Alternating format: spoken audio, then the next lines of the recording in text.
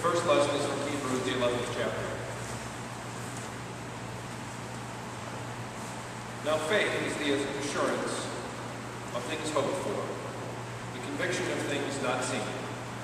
Indeed, by faith our ancestors received approval.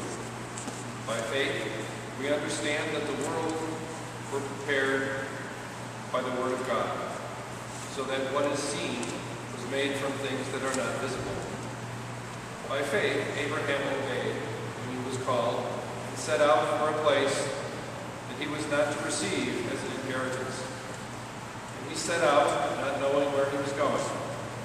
By faith he stayed for a time in the land he had been promised, as in a foreign land, living in tents, as did Isaac and Jacob, who were heirs with him to the same promise. For he looked forward to the city that has foundations, whose architect and builder is God.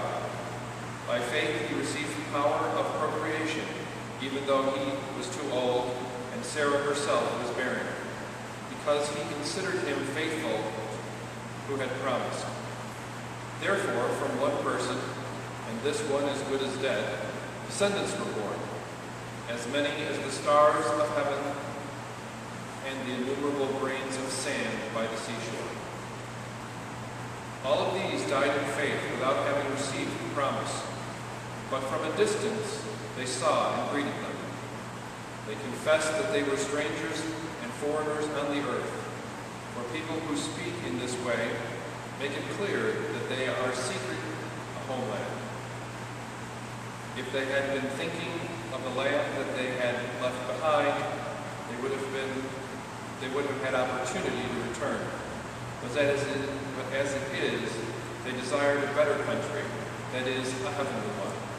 Therefore, God is not ashamed to be called their God. Indeed, he has prepared a city for them. The word of the Lord.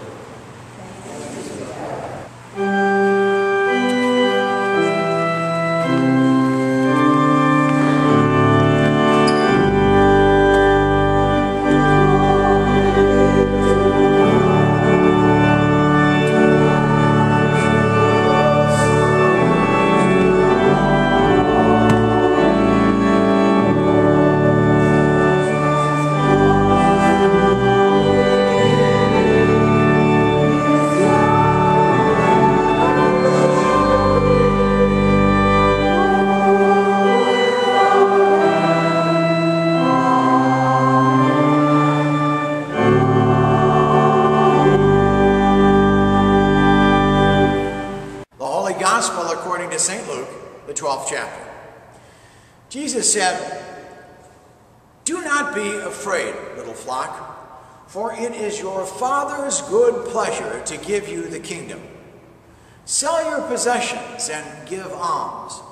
Make purses for yourself that do not wear out, an unfailing treasure in heaven, where no thief comes and no moth destroys. For where your treasure is, there your hearts will be also. Be dressed for action and have your lamps lit. Be like those who are waiting for their master to return from the wedding banquet, so that they may open the door for him as soon as he comes. Blessed are those slaves whom the master finds alert when he comes. Truly I tell you, he will fasten his belt and have them sit down to eat. And he will come and serve them. If he comes during the middle of the night or near dawn and finds them so, blessed are those slaves. But know this, if the owner of the house had known when the thieves were coming, he would not have let his house be broken into.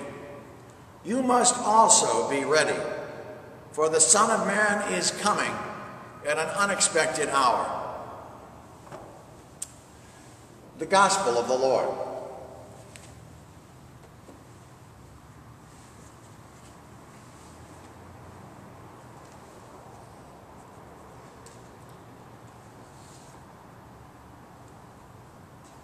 It's the simple formula for almost every romantic comedy. Everybody knows the plot before the credits have stopped rolling across the screen.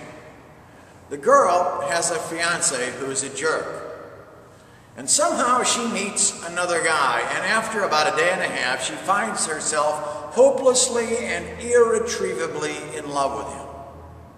While love with man B is blooming, man A, the fiancé, usually shows up and proposes marriage, leaving the woman torn between the two. In this genre, at first, she always chooses man A, the jerk, over man B, the nice guy, only to discover that man B is the one she really loves. The plot structure is usually good for about 90 minutes, and so it was in the movie Leap Year that we showed here at St. J's Goes to the Movies. The plot first revolved around Anna and Jeremy, who have been a couple for 4 years without Jeremy ever getting around to proposing marriage. Anna hears of an Irish legend that on February 29th, hence the title of the movie Leap Year, a girl can propose to a guy if it happens on the old sod, Ireland, where Jeremy just happens to be on that day for a cardiologist convention. So off Anna goes. But as you might expect, there is trouble along the way. Storms delay flights, trains are missed. And finally, when everything around her seems to be broken down, she meets Declan at an old Irish pub, and Declan, for 1,000 euros, decides that he can drive her to Dublin, where Jeremy is. Clear? It doesn't matter. Waste an evening, rent the film, and I can get off the plot and get to my point.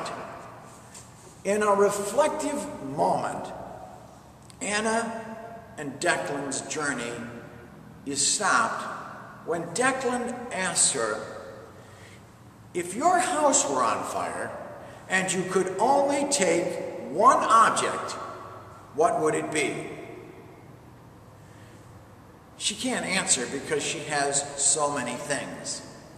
She has designer shoes and luggage named Pierre and everything else that she might ever need, want, or desire. But the one thing she doesn't seem to have in her life is the ability to hope.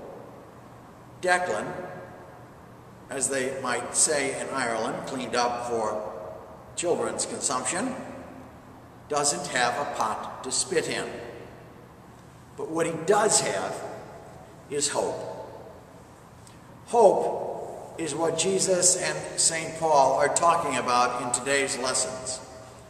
Faith, says St. Paul, is the assurance of things hoped for, the conviction of things not seen.